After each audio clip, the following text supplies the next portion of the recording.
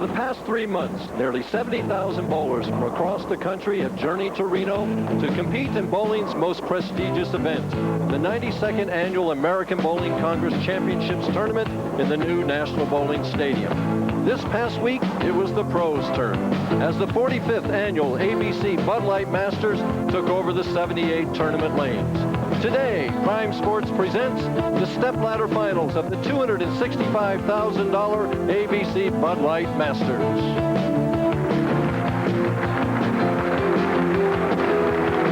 From the new magnificent National Bowling Stadium. What makes it so special for the players today? Oh, Mike, there are a lot of things that make it special. I think number one and foremost, it's an American Bowling Congress Championship, and the major one in most players' minds. And the other, it's a match game tournament play, and that's the only one all year that we have. And the pro bowlers look forward to this because it's a double elimination event, and the pressure never lets up. So I got to get beat twice before I'm out of here. Twice and you're out. Okay. And we have a great cast, probably highlighted by our current Tournament of Champions winner, Mike Aulby, one of the great players of all time. No question about it. Mike's a future Hall of Famer, and in my mind, the premier left-hander in the world today. And if you were to poll the other players in the top 5, I'm sure they would say he's the guy we got to beat to win this event.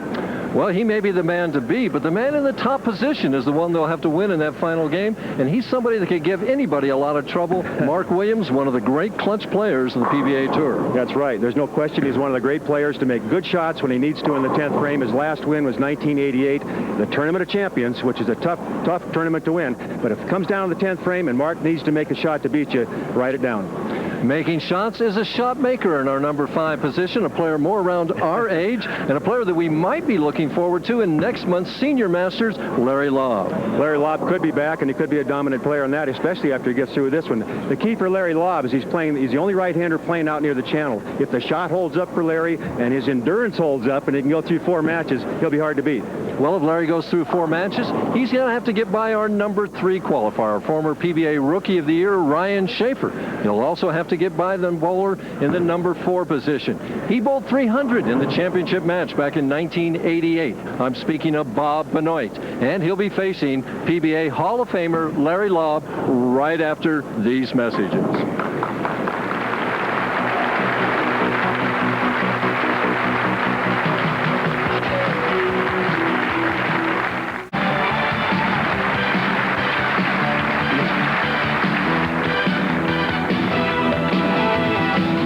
And you can see the beautiful building here, the National Bowling Stadium. We're on lanes 25 and 26. Larry Laub for his opening shot.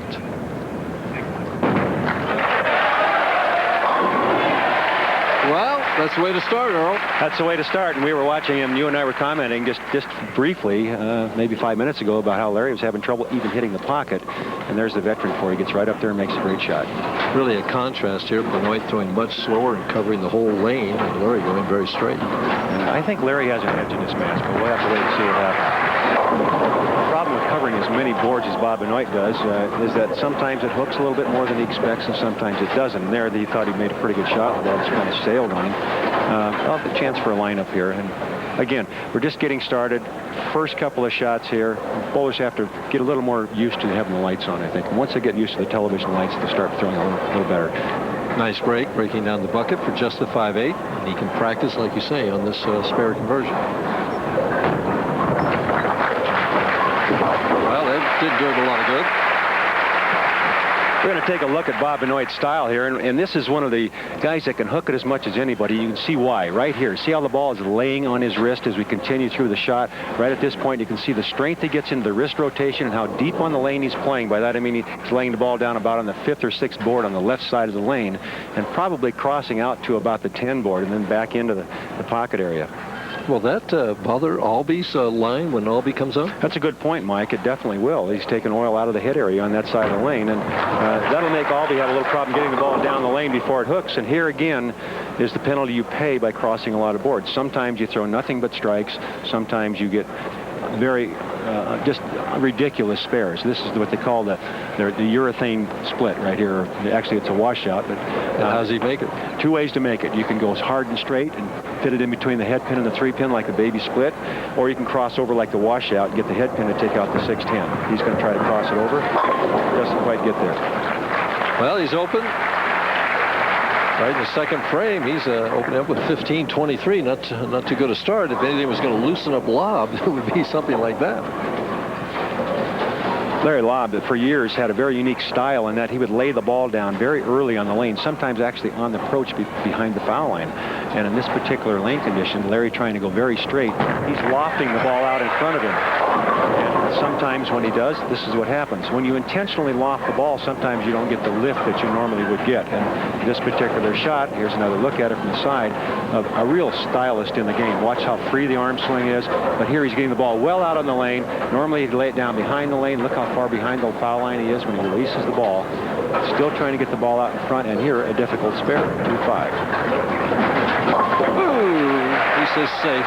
Safe it is, and that'll get a 51-year-old heart beating a little faster shooting spares like that. So you think the advantage is with Laub simply because he's got the straighter angle? I do, and plus no one else is playing there. And by no one else playing in that part of the lane, as you well know, Mike, if you have several players playing the same part of the lane, the lane moves, the oil moves, and it changes the shot dramatically very quickly. For Larry Laub, the only person to change that shot would be him. Pretty shot there. That one came off his hand nice and clean. He's definitely lined up on 25. He's struggling a little bit on 26, but I'm sure Larry will find a way. And Bob Benoit better not wait very much longer to get it going. What adjustment does he need to make then? Bob Benoit, I think he needs to go, which is very hard for him, with a little more ball speed and a little more direct. I think by being as slow as he is, he's trying to get around it too much, and he's not getting a true reaction on the back end. Well, there he got it there. Didn't need much more, but he got it up for that wall shot that time. That's a hit he'll carry more often than not, and he wants to hit light in the pocket. That's his best carry angle and his best entry angle. There you see we are. Score. Yep. Different 17 pins.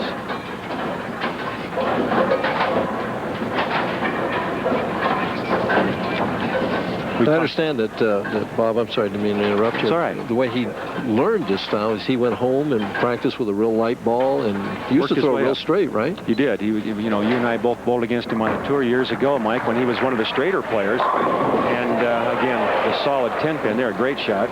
But he went home feeling he couldn't win, and he thought that the game was changing. The players that were going to be the dominant players would be the guys that could hook the ball.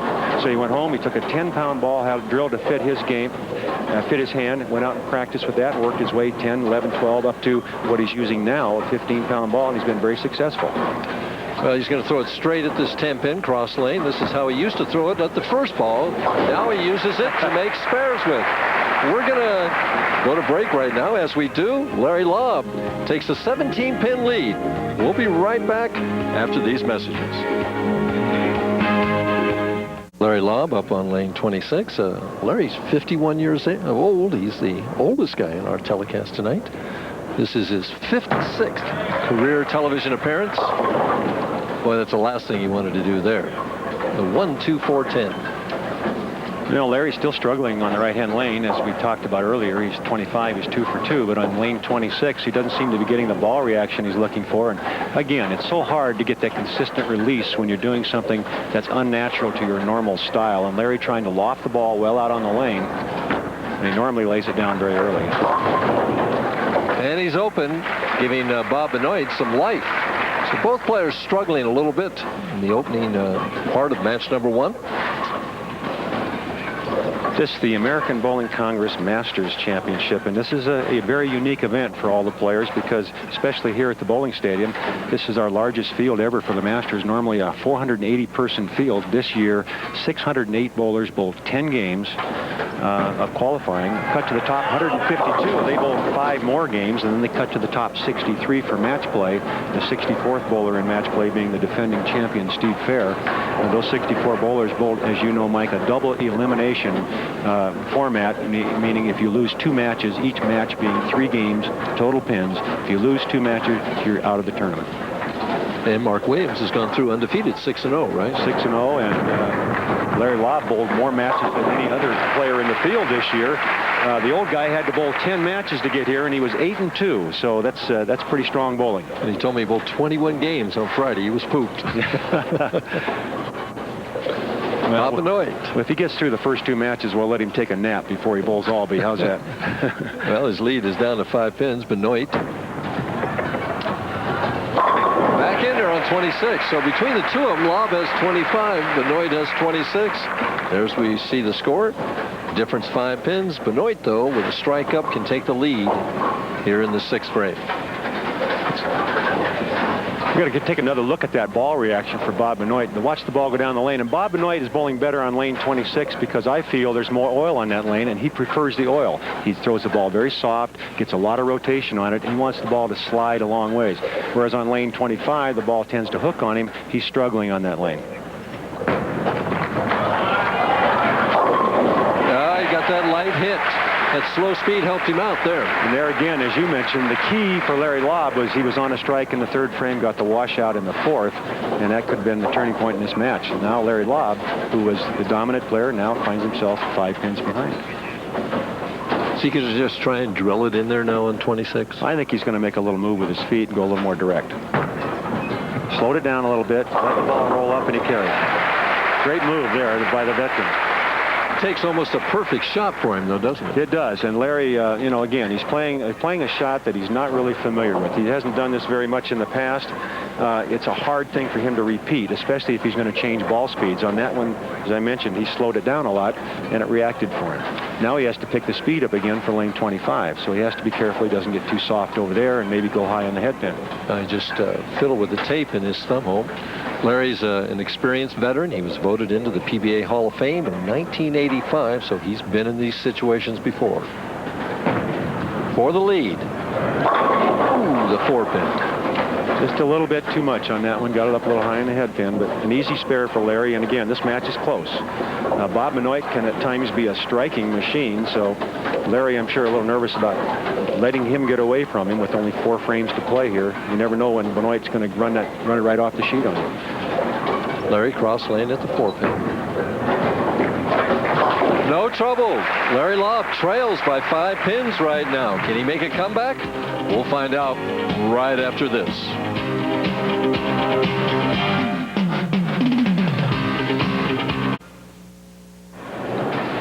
Bob Benoit leading by 5 pins. Just took a re-rack on lane 26. He's only entitled to 1. After that, they have to inspect it to make sure that he warrants it. Can take a 15-pin lead with 1 more strike. And up on the nose, breaks it up, leaves only the 3-pin. But it keeps the match close. Well, and he's talking to himself a little bit here because he felt that this was the time to put this match away, basically. Even though it's only the 7th frame for him, he has Larry Laub on the ropes. Larry struggling with the right-hand lane. Bob Benoit was lined up here. It was his best lane.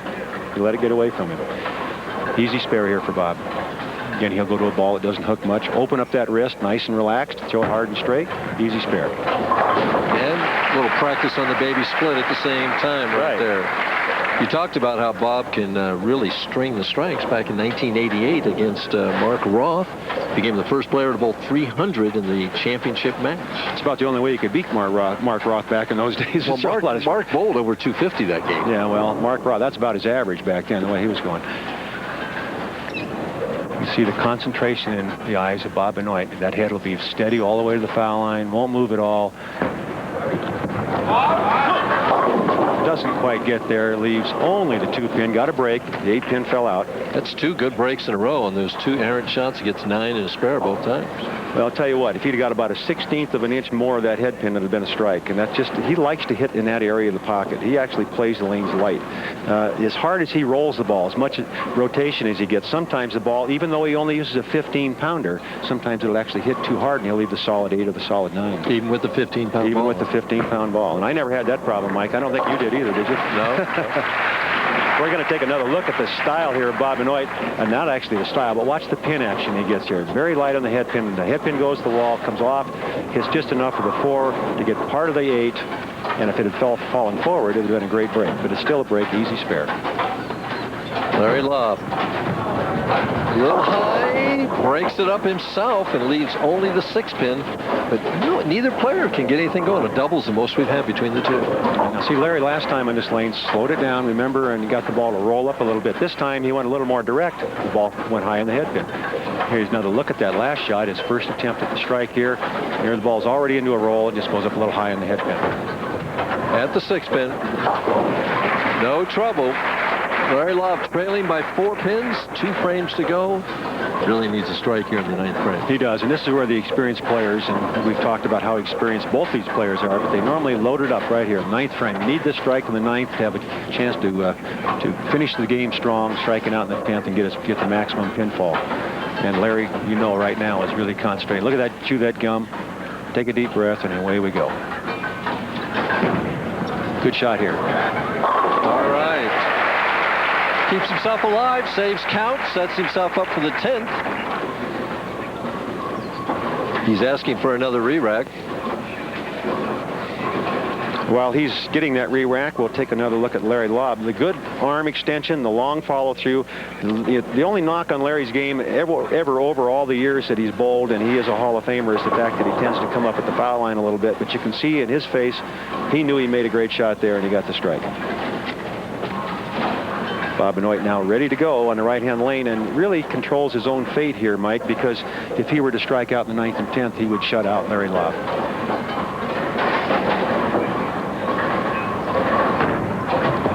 So smooth. Nice shot. Well, you can't throw much better than that. It always amazes me that as many revolutions as he gets on the bowling ball, that the ball will go so far down the lane before it grips. And it just fascinates me to watch him get the ball 50 feet down the lane on a line. Especially as slow as he's throwing. Slow, that's my point. As slow as he throws it, and he can still get it that far down the lane. I don't know how he does that. He's got to have a little secret there somewhere. I'm going to have to talk to him about that. Maybe you and I can come back and make a comeback. Comeback, yeah, here we go. Well, right now he wants to make it come back into the 1-3 and increase that lead to 14 pins. Kind of interesting. Both players finishing on their tough lane, and Bob Benoit gets the biggest break of the match. No question about that. Oh, what a break. What a break. That's a Jersey squasher. He gets it high on the left side of the head pin and just caves them in. The last 2 pins to go, the 9 and the 10. Well, here's the Jersey squasher. You can explain it to us. Okay, well, take a look at what happens on the right side when he hits the head pin on the left side. Watch the right-hand side of the lane. Watch the head pin. Push everything to the right. Kicks out the 9 and the 10. So now, is his mindset now that he's going to take advantage of that and put it away? Well, that's a good question. He has struggled on this lane all the way through, obviously, and he just wants to keep this thing in play. If he can strike here, the match is over. There's the pin count, which brings it right back to anybody. We can still have a tie. Is that true? Yeah, if he misses this, he finishes with what, 196? 196. If Laub were to strike 9 spare, we'd have a tie. Very possible, because you know he's going to go for the count here. If he doesn't go for the count here, he's foolish. He's got to go for the 3 pins on the left and forget about the 10 pin. That makes Larry Laub get at least the first strike to win. Of course, if he makes this, it makes him get 2. That's right. But is it worth the gamble? And wow. 8 out. Now Laub with the strike, and this decent count is the winner. It's interesting. We could still have a tie. Strike, 8 spare, tie. And Larry, who has not had a double the entire game, is asked to do that to win the match. On his hard lane, the toughest lane for him so far. Hard and straight. He'll throw this one hard, Mike. There it is. Lots of ball speed, right at it. Too much at it. He had to get it up there. That was his mindset. Bob Benoit has won match number 1. 195 to probably 187. We'll be back with our next match right after this. Don't go away. He outlasted Larry Laub, 195 to 186. We'll take on the youngest player on our telecast today, Ryan Shafer, who's only 28.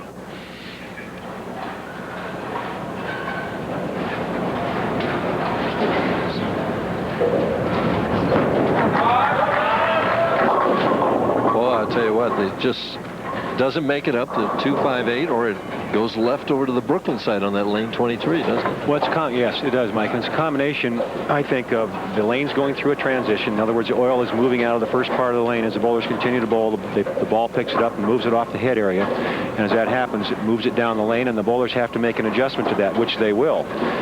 They're used to making those kinds of adjustments. And the other thing that I think is pertinent to what's happening here is the shell of the bowling balls. They're using these resin-reactive bowling balls, which really, really is hard to control if you're not bowling constantly like these guys are. It's almost impossible to control these bowling balls.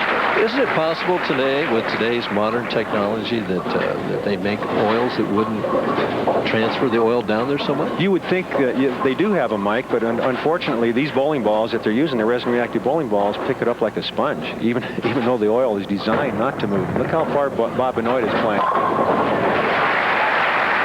Bob Benoit opens with a strike on his favorite lane, lane 26. There's our sixth-place finisher with $7,900. Robert Smith had a chance if he won one of the last two matches, but Larry Laub aced him out. And Billy Myers Jr. finished seventh. I saw his father here. I haven't seen Billy Sr. in years and years from Southern California. Trying for a double. He changed balls. You see that? He changed balls and went high in the head pin, left himself a really tough spare. This, it's kind of, well, the 3, 6, 9, 10. We're gonna, whoops, excuse me. We're gonna get another look at this in a minute. But what happens here is he's trying to get something that he can keep in play on the left lane. This is the lane that hooks the most for him. And as you noticed, Ryan Shafer had trouble with it in his opening shot. But the ball either hooks, as you mentioned, Mike, or it skids by the head pin. And here, a very difficult spare. The idea is to get the ball between the 3 and the 6 pin. Let the ball take out the 9. 6 pin will take out the 10. Oh, what a break, huh? That's 2 breaks today already. Now, Bob's pushing his luck here. That's similar to that Jersey squasher, but on a spare there. It is, and he got just enough of it. Here's another look at it. Watch what happens here with the 3 pin as it gets just enough. Excuse me, the ball gets just enough to graze the 6. And the 10. And the 10. Ryan Shafer revs it in there. And for the guys that hook the ball, the right-hand lane is, and here's Bob Benoit's reaction to that spare, and he's always played up to the crowds, and you can see him doing it here. We've got a huge audience, tremendously large crowd here for the Masters Championship. Should mention that there's a whole arena almost of seats above and behind us where people can look down and have a bird's eye view. All right, whoever can get the left-hand lane is the one that's going to win this match. Whoever figures it out first, and that's pretty obvious to everybody here, I'm sure. What a great shot there. That's the view that the spectators have up above as Ryan Shafer rips them apart. Gets himself back within 1 pin. Well, and that's going to make Bob Benoit a little bit nervous because he's thinking, boy, I can't find that left-hand lane. If this kid gets it, I'm in trouble.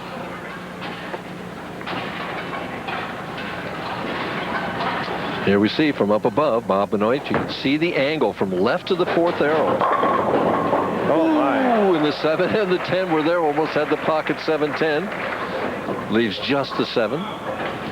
Do you agree now that a lot of people say that the toughest single pin now for a right-hander is the 7 pin and not the 10 anymore? Yeah, I do agree with that. And the reason being, again, the bowling balls and the oil patterns. The bowling ball reacts so quickly to what's on the lane. If there's a little bit of friction, it wants to really hook. If there's a little bit of oil, it wants to really skid. So when you go across lane, and you can see Bob and a lot of the right-handers doing this now, playing the left side of the lane.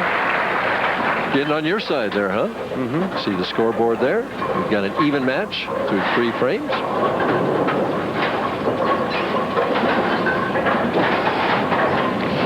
Some of the other finishers here. Fred Matson finished 8th, got $4,500 from your area.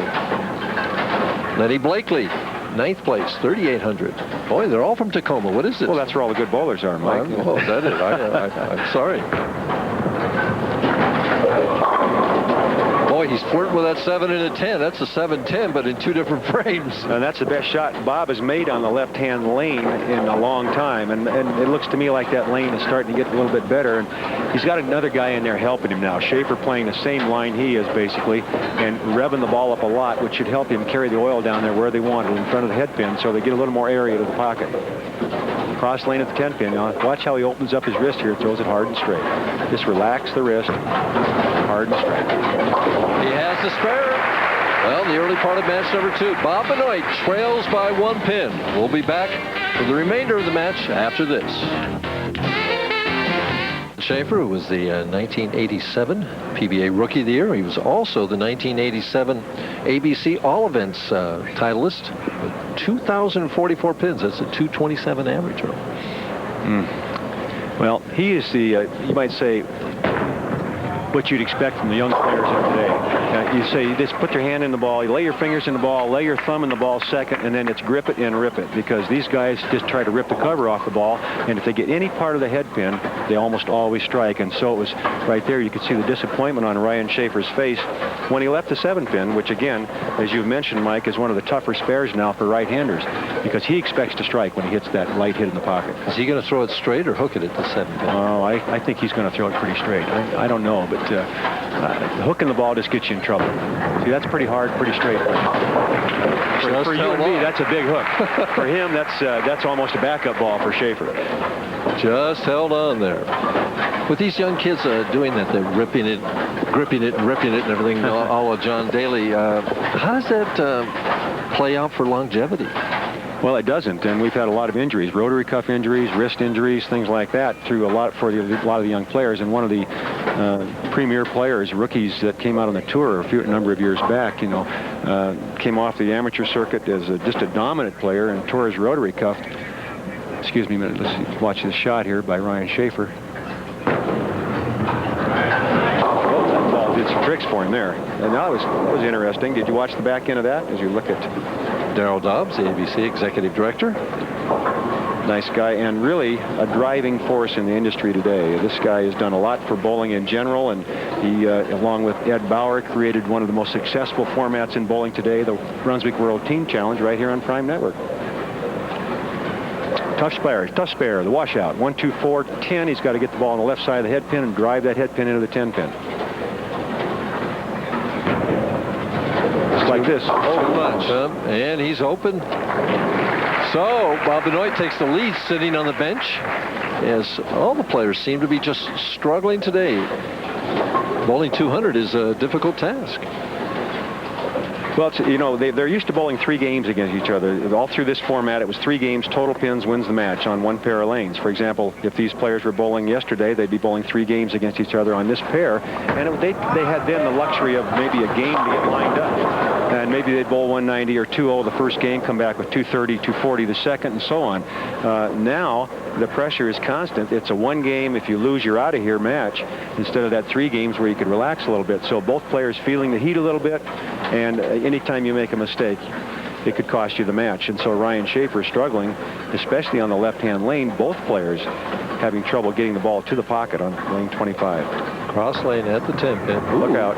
Little stick, and he missed it. Boy, or he slipped, it looked like, huh? Well, the players I talked to them before that we went on the air, Mike, and all of them mentioned the same thing. We're bowling on synthetic lanes, synthetic approaches, and they're all having problems with the heel kind of sticking on the approach.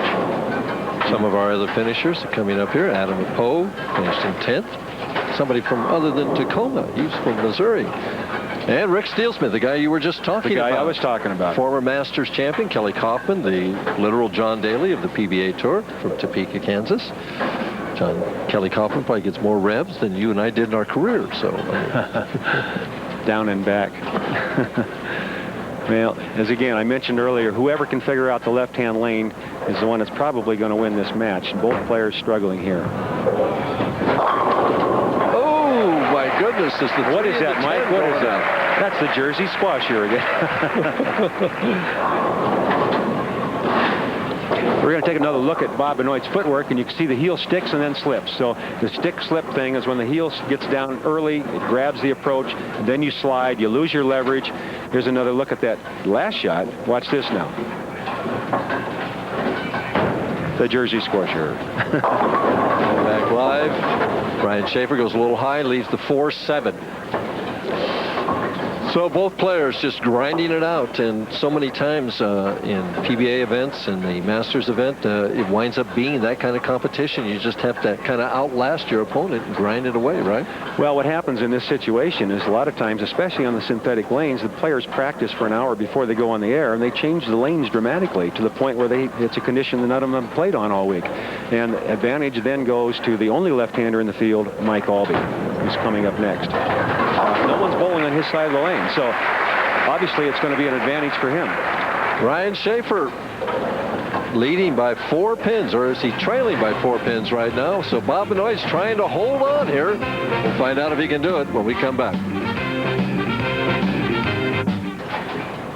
We're in the 8th frame. Ryan Shafer working on a strike. We're running a little bit behind, so we had to pull through. In that time, Ryan Shafer has struck. Bob Benoit has gotten a spare and a strike. Ryan trying for a double. And knocks a 10-pin out of there. Gets himself back in this match. He's taking a 6-pin lead with that as we head to the 9th frame. And Earl, so often happens, it's the player that can perform at the end of the game that wins the match.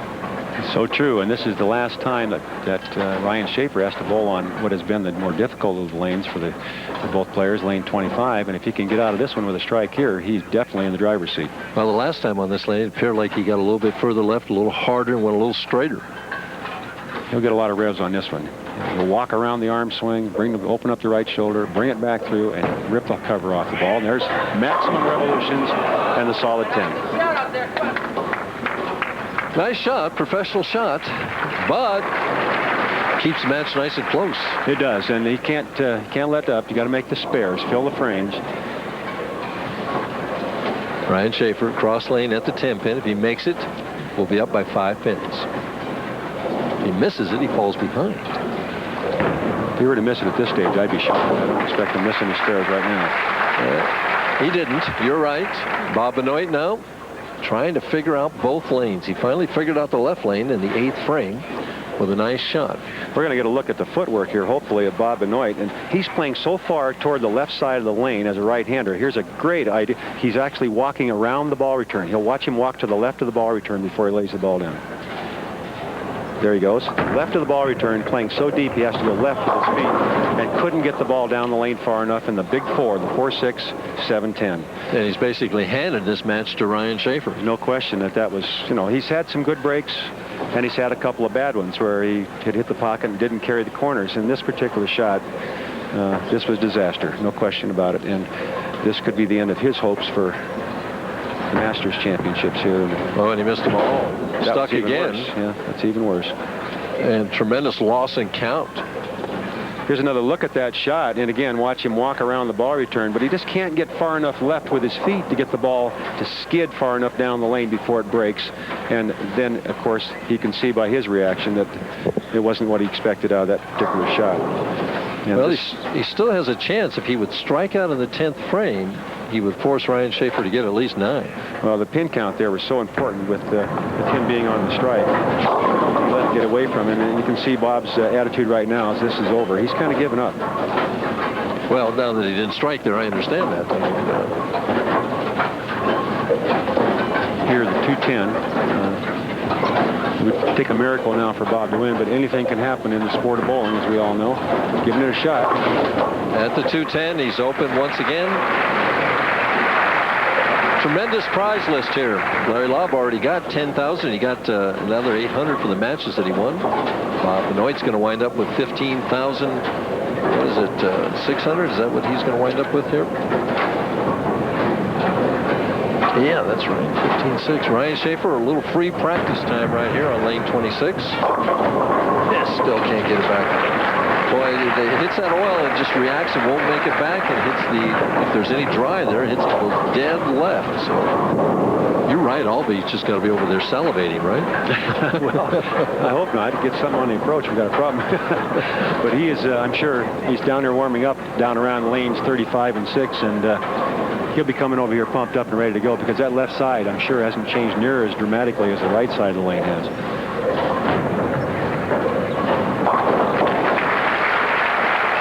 Ryan Shafer, the winner of match number 2. He'll face Mike Aulby, our current Tournament of Champions winner. Should be a great match. We've got youth versus experience. Be sure and stay with us. We'll be right back.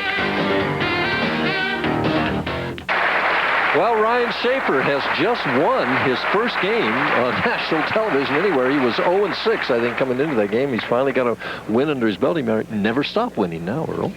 Well, he's going to have to really earn this one, because he's got, as we mentioned in the Open, maybe the premier left-hander in the world today, Mike Aulby, in this match. And Mike nothing bothers Mike Aulby, it seems like. He just continues to make good shots. A new ball. He's tried it on his fill ball the last game and struck. But again, everybody's still struggling on lane 25. Aulby should have an advantage there, too. I mean, it's not the same for him. Yeah, you know, the player coming on has a choice of starting lanes, and Mike Aulby determined who's going to start where in this particular match, and he decided to let Ryan Shafer bowl his 10th frame on lane 26, so that's the lane he's done his best on.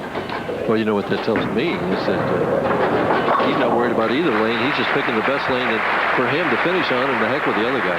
It's very possibly you're right, Mike, because we watched him in his warm-ups just before we came back on the air, and he was throwing the ball quite well.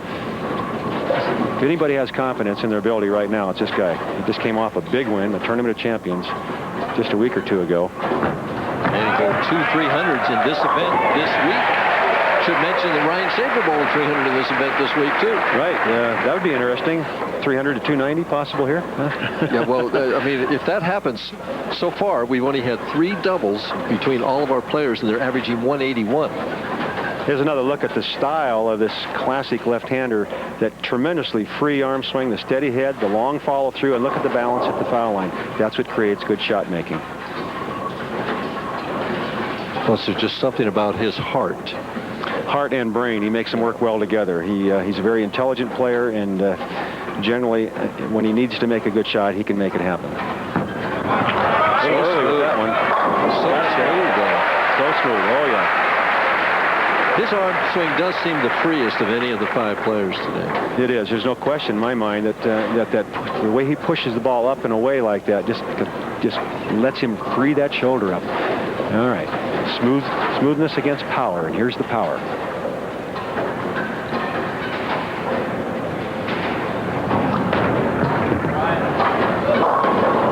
Power's in trouble. Power's in trouble. 3-6-10. Yeah. Do you think he's intimidated at all by Aulby? I don't think so. I think Ryan's been around long enough now that even though he's the youngest player in our top 5, that he has the experience now that I don't think anything's going to bother him other than his own shot making. And right now, he feels he's making pretty good shots, but he's just not getting the ball reaction that he expects. Tough spare here for a guy like this who likes to turn the ball a lot. Wants to get between the 3 and the 6. Just like that. Perfect.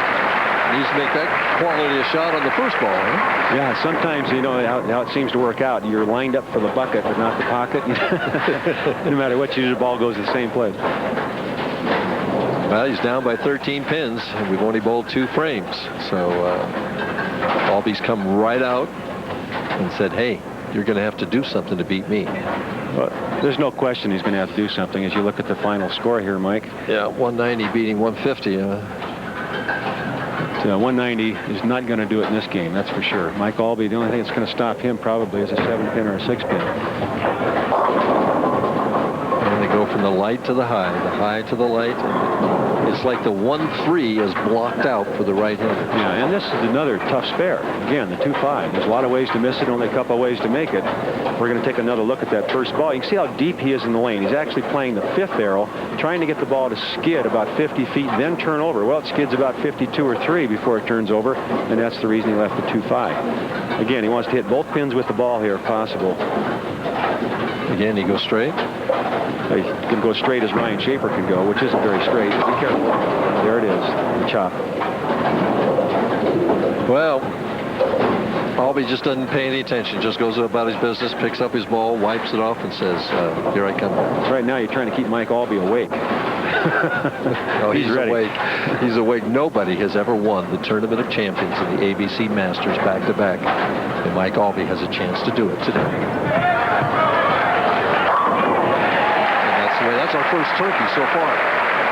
Well, he might get 9 more. Who knows? Well, he's done it. He beat David Ozio earlier last year, 300 to 279 in the championship match. 36 pins ahead. We've hardly had time to catch our breath. Mike playing right around the 3rd arrow, between the 2nd and 3rd arrow, and he's been pretty much playing there all week. He was experimenting earlier on with playing out around the 2nd or 3rd board near the channel, but he's decided that he got a much better ball reaction in this area here. There's a hurry. Didn't make it back and leaves the bucket for the left-hander. What is that? The 3-5-6-9. Is that right? I've left that a few times. I know what that is. Yeah, and this is a tough spare. Anytime that you leave a cluster of pins like this, it's just that many more ways to miss it. Mike, one of the better spare shooting left-handers. You don't win 23 titles and some major events without being a good spare shooter. Mike going to a hard-shelled bowling ball here so it won't hook. Hard and straight, right at it, playing the right side of the lane. Perfect. Mike Aulby commanding so far through 3.5 frames. He leads by 32. We'll be back right after this.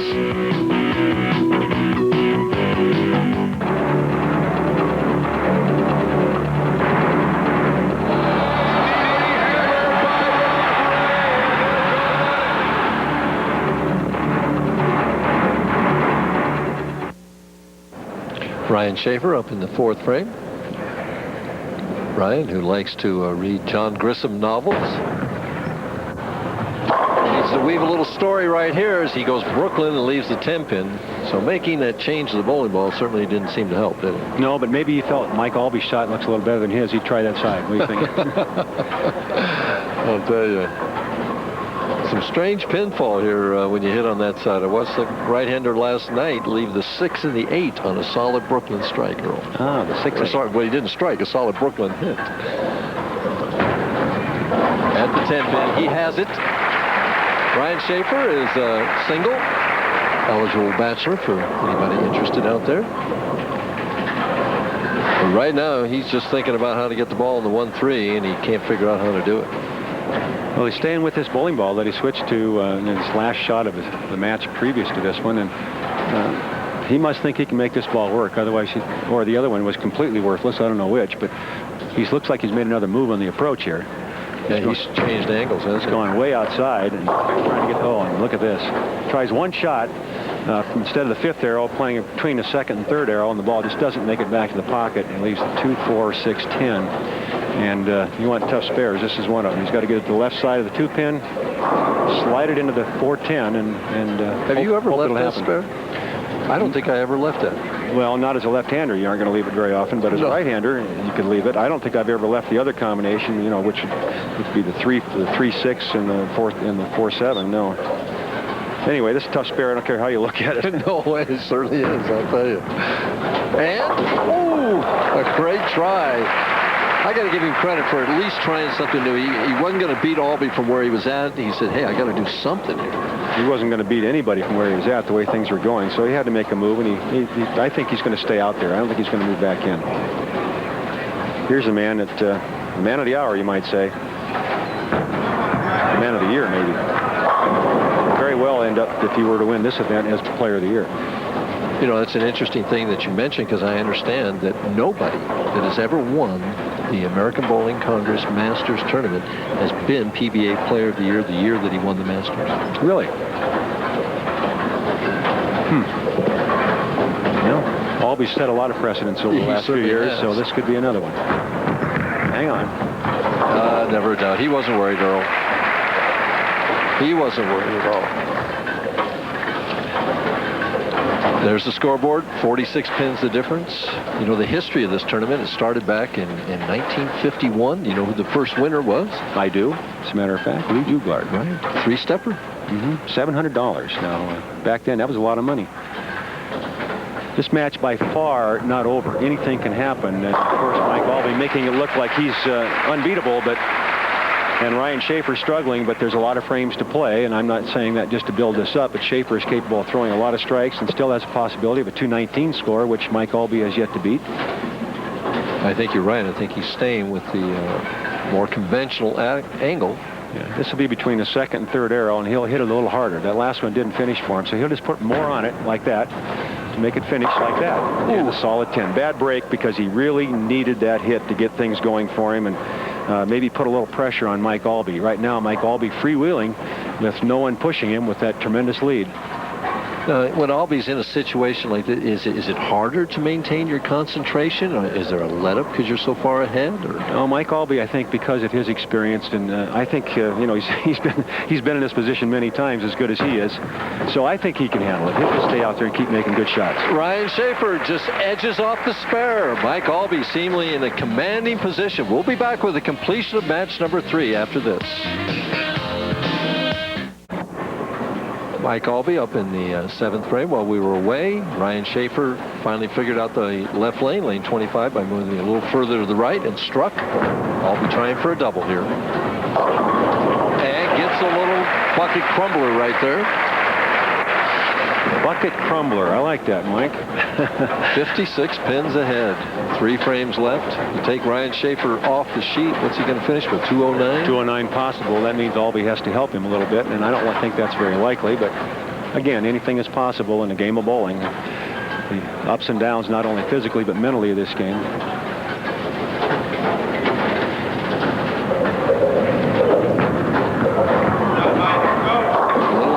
A nice break, leaves only the 4-7. We're going to take a look at something that's kind of unique and see if you can notice a difference in the playing of Mike Aulby. Do you see much difference there? Only one thing. He extended the shot at the top, the arm at the top, rather than bringing it down and then extended it. And here's basically the same reaction, same result. Strike, strike, strike out of Mike Aulby. Cross lane at the 4-7. The other thing I noticed is he doesn't look any older now. No, he's just a baby anyway. How old can you look? I mean, the guy's what, 35 or something? He's 35. Now, for you and me, Mike, that's pretty young. Yeah, 35 does look young now. I have a son almost that old. A little re-rack here out of Ryan Shafer. He can't afford any more 10 pins, any more mistakes. He needs nothing but strikes off the sheet. You know, he's got 4 third-place finishes.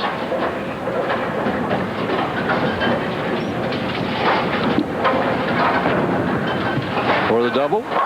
Beautiful shot right there. And there's the winner of the Association of College Unions International, Mike Mullen, receiving the trophy from Joe Norris, and Jennifer Swanson, who went from 4th to 1st the last game with a 299, getting the trophy from Elaine Hagan.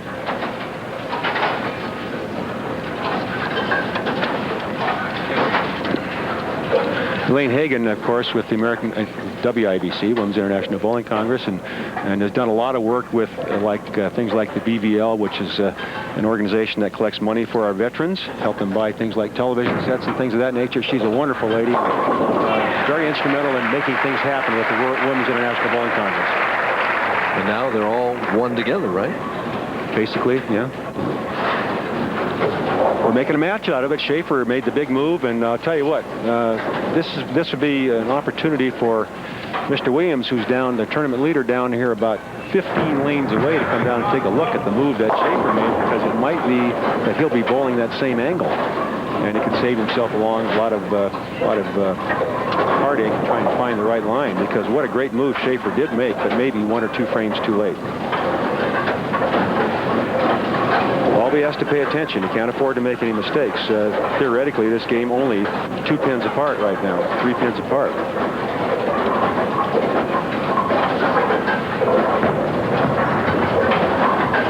Has the 10 pin, no trouble for Mike Aulby. If I figuring out right, I think he needs 9 to lock this up right now. 9 on the first ball. 9 on the first ball will do it for him. Mike Aulby has got enough patch. He looks like a race car driver out there with all those patches on him, doesn't he? You see Mark Williams, yeah. Packing up his stuff and saying, hey, it was Aulby and I last night. I beat him last night. I can do it again today. It's a tough guy to handle twice. To win the match. That's it. Like a champion, which he is. In Ryan Shafer's mind right now, he's thinking, if I'd only moved maybe 2-3 frames earlier. What he's thinking probably is that fill ball he had. Why didn't I try that angle in the fill ball the last game, you know? But hindsight is always perfect. Right. Mike Aulby just wants to keep that stroke going. And many times, Mike, I'm sure you've noticed this over the years, the player that makes the move first, and that's based on experience. been there before, and now next time Ryan Shafer gets in this situation, maybe he'll make that move in the fill ball or something, rather than waiting till the 5th or 6th frame of the match when it's too late. And maybe next time he'll win that match and want to win the tournament. Sometimes the line between winning and losing is just so fine in all sports. Aulby at the 7-pin, finishes with 222, our first 200 of the day. Ryan Shafer would like to just strike it out and finish with 209. 20,600, still not a bad payday. Not a bad payday for this young man, and he'll be back for more.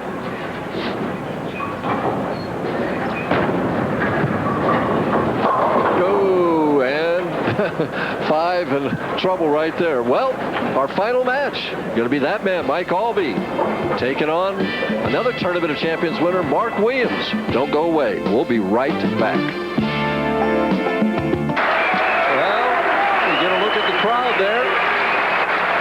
The National Bowling Stadium, Mike Aulby watched Mark Williams take his practice balls, and Mark Williams hardly got a strike and never got the ball on the right side of the headpin on lane 26. Maybe that means nothing. Maybe it means everything. We'll see. Well, I'm sure it was a confidence builder for Mike. He feels very comfortable on the lane. That's evident by how well he's hit the pocket, even though he leaves the 7th in there. The only thing that's held Mike Aulby back, and as you mentioned before, Mark Williams did beat Mike Aulby in the 3-game match yesterday for the tournament lead. But the only thing that's held Aulby back was when he'd get maybe one pair of lanes that he couldn't carry the corner pins on. Now, so far, he hasn't really devastated this pair. And if Mark Williams can find a way to hit the right-hand lane, we might have a great match. I don't know. The right-handers so far are averaging less than 180. So, I mean, it seems like he just keeps his nose clean that he's going to win this tournament, but you never know. That's why they play it. Well, if anybody can figure a way to play this shot, it's this guy. He's always been capable of finding a way. Here he gets very high in the head and leaves only the 6-pin. Got a break there. Could have been a lot worse. But that's as close as he's come to getting the ball to the right-hand side of the headpin, and that was in the middle of it. Good spare shooter. He's always been a good spare shooter. There's Kevin Card, the Bud Light sports analyst for Anheuser-Busch, longtime sponsor, Bud Light ABC Masters. Well, makes the spare. Well, the question, I think, right now for Mark Williams, not only does he have to find the right-hand lane, but by trying to find the right-hand lane, is he going to lose the left-hand lane, which he threw very well during his practice balls. He has to strike here to have any chance in this match. He has to find the left-hand lane and can't keep it. Well, let me ask you, as he strikes in the 2nd frame, did you ever enter a big match like this, lost on one lane, and then find it during the game? That's a good, the first thing that comes to mind as you look at the stats here and the graphics on Mike Aulby. PBA National, the U.S. Open, the Tournament of Champions, and the ABC Masters. Won the Masters in '89. Tournament of Champions he just won. He's won the PBA National twice, and he's won 1 U.S. Open. Tremendous record. Talking about when you said about being lost, the first thing that comes to mind, I remember bowling the Hawaiian Invitational one year. This is back in the mid-'70s, and I'm the tournament leader, and I go out and take my warm-up balls, and Harry Golden, the tournament director, said, well, which lane do you want to start on? And I said, well, it doesn't make any difference. I can't find either one of them. And then I proceeded to bowl 299 in that game. So it does happen. It does happen, huh? So Mark Williams has got a chance after all. And he's ahead in the match right now, even if Aulby makes his spare.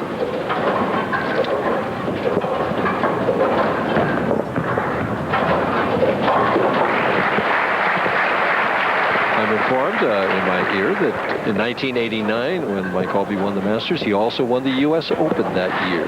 So, and still it wasn't Player of the Year. I believe Amleto Monticelli was Player of the Year that year. Well, he was PBA Player of the Year, but Mike was the Bowling Writers Player of the Year. 1985 he won. If he wins this game in this tournament tonight, he can make it 10 years apart for that award. Well, it's not a lock, but he'd definitely be the front runner. Looking for his first strike here, though. Still got a long way to go. It doesn't look like Mike's that comfortable either. And it looks to me like he's having more problems with the approach than he is with the lane. That shot, he was off balance at the point of release, and whether he's trying to get a little extra ball speed or whether he's stuck on the approach, I'm not sure which. But it wasn't the normal Mike Aulby release. Signs of hope here for Mark Williams, the tournament leader. He's a very determined man and a very confident man, Mark Williams is. He is. He dedicated himself to the game of bowling, he says, and he's going to be a winner, and he's going to work hard at it. Trains at it, works hard, takes care of himself. He's in good physical condition.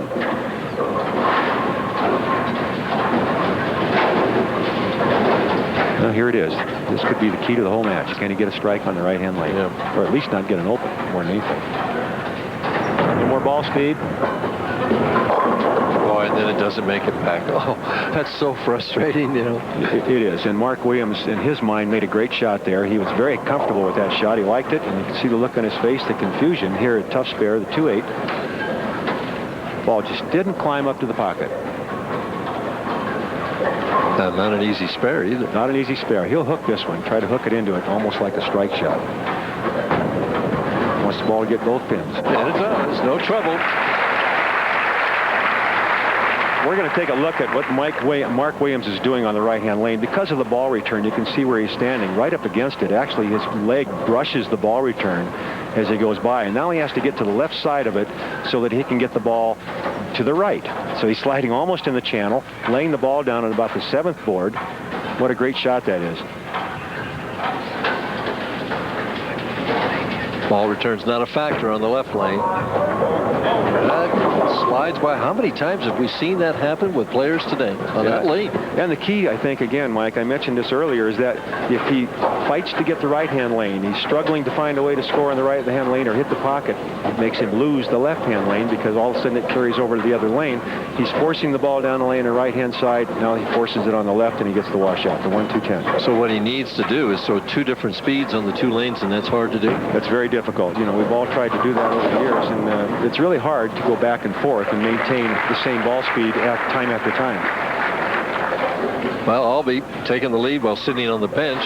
Hasn't had a strike yet in this match, the 3rd game. He's up by 11. Actually, he's been fortunate not to get an open himself. He's hit the middle of the head pin here on the left lane and skidded by on the right lane, and he skidded by again, and he's only the 9. Almost had a tough spare, the 3-9, similar to what Mark Williams left him. I mean to tell you, is it possible that with just him bowling that he's carrying the oil down on the left side of the lane also? There's no question. Mike, that earlier on when Aulby was practicing, he was bowling a lot, and that meant he wasn't comfortable with his ball reaction. The more he bowled, obviously, the lanes will change. He's a confident guy, though, and I'm sure that he feels he's going to find a way. Well, you got 2 confident players right here. Here's a look at the approach of Mike Aulby. Is obviously a long way from the ball return, being a left-hander and playing in around the 3rd arrow. Quite a bit different than what Mark Williams is doing, playing in around the 6th arrow. So advantage on angle, obviously, to the left-hander. Now, do you suppose playing that far inside, he's doing that because he's not affected by where the right-handers are laying the ball down? No, he's definitely affected. There's no question the oil is leaving the head area the first 15 feet, and as it does, it's going to affect Mike Aulby also. So he's going from dry to oil back to dry. Look out. Ooh, the Brooklyn strike for his first strike. Mike Aulby leads by 10 pins. Earl and Anthony and I will be back with the completion of the final match right after this.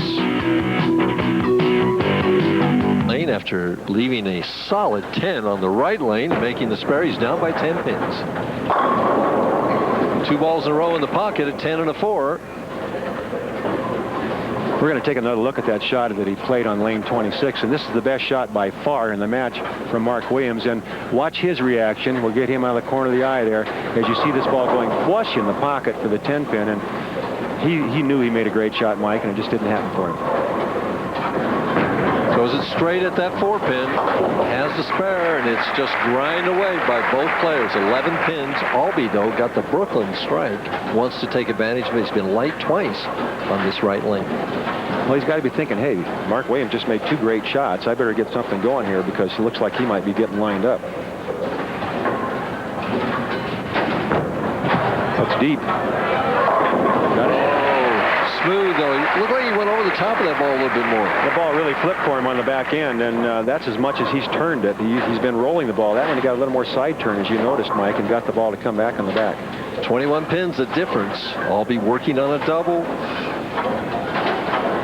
What's he do now? He went Brooklyn on this lane to left last time. Well, I think he made the same adjustment there. He will make the same adjustment there he just made on the right-hand lane. I don't think there's that much difference for the two lanes for Mike Aulby. He's going to get it deeper into the lane, in other words, farther down and turn it more, get more back end. Stick a little at the approach. There's the middle of the head pin, got a break again on the left-hand lane. Now, so far, he's hit the left-hand lane twice through the middle of the head pin, got them both to break up, and he carried the Brooklyn, which helped him get the double here in the 5th and 6th. So Mike's been pretty fortunate on the left-hand lane. On the other hand, Mark Williams, who has got to be thinking, just let me carry a couple of hits and I'm back in the match, but it just hasn't worked for him. Tough spare, 2-4. Using his regular ball at it, not the spare ball. So it's straight, though. No trouble. Mark Williams heading towards the 7th frame, trailing by 19, needs to get something going to put some pressure on Aulby.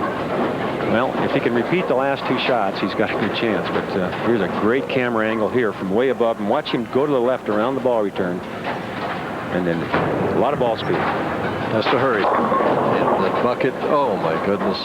That lane is almost impossible, though. It is where he's playing, and Mark Williams capable of playing any angle on the lane. I'm kind of surprised that he hasn't moved out, out somewhere around that 1st or 2nd arrow. He's capable of throwing the ball hard, a lot of ball speed with end-over-end roll, and that just might be. If he can just get 1 strike on this lane, it could be the difference in the match. Tough spare. Got to cover the bucket. At the 2-4-5-8, goes straight at it and has it. Very nice spare, but spares are not getting it done. He's down by 23 with 3 frames to go.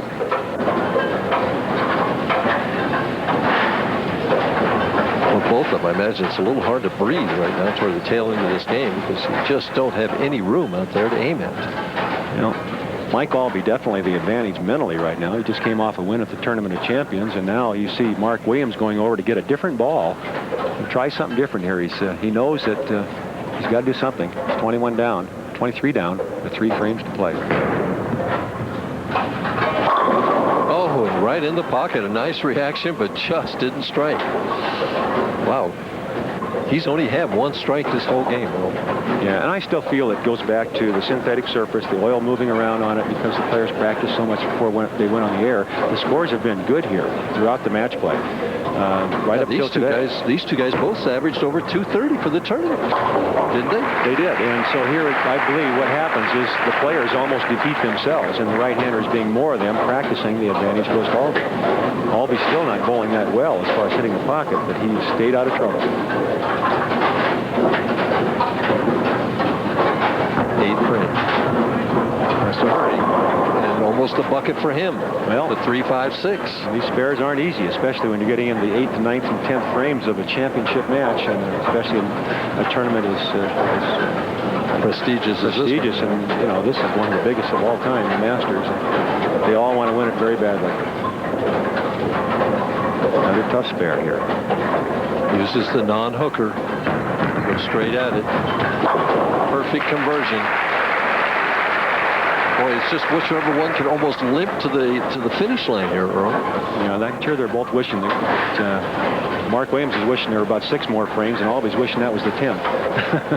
21 pins the difference. We see the scoreboard there. 2 frames to go. That can disappear in a frame. He hasn't hit the pocket on this lane here for the last 3 shots. He's done twice to the nose and once Brooklyn.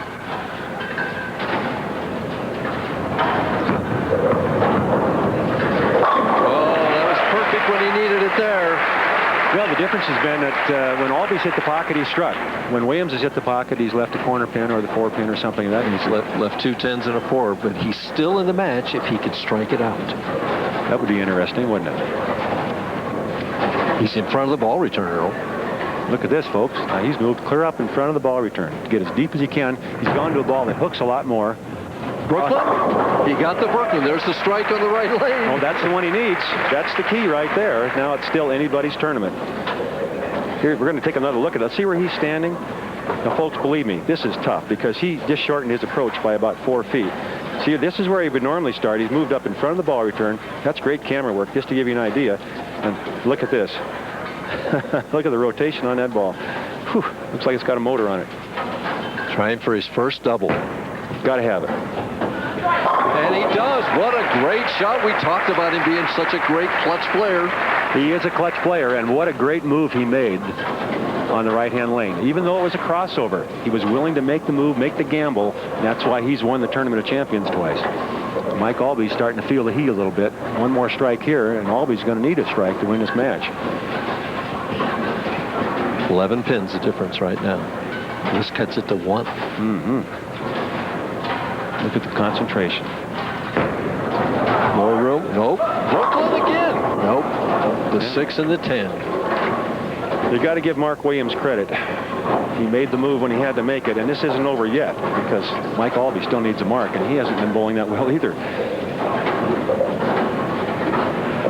At the 6-10, I think Aulby's in the same situation. No, he missed it. Aulby 187. Oh, He still needs 9, right?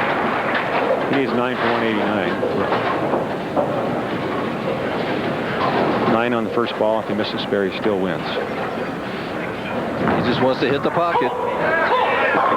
That's it. He's a winner right there. He knew it. He had it figured out, Earl. Well, I'll tell you what. I don't think he wanted to hit it that quite high in the pocket. That was 6-8 territory there, but he got it. Made a great shot when he needs to, and that's why, again, Mike Aulby is, in my mind, the best lefty in the world.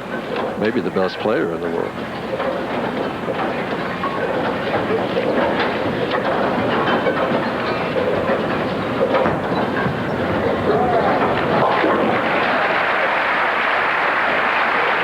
Mike Aulby, the winner of the 45th ABC Bud Light Masters Tournament, his second Masters. He's trying for a second go-around at the Grand Slam. There you go. Yeah.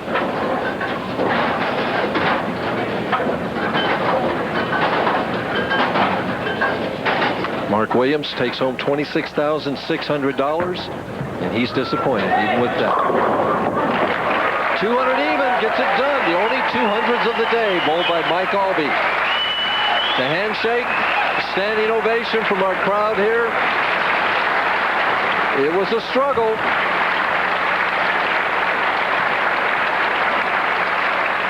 Well, we'll be back to talk to our champion and have the presentation.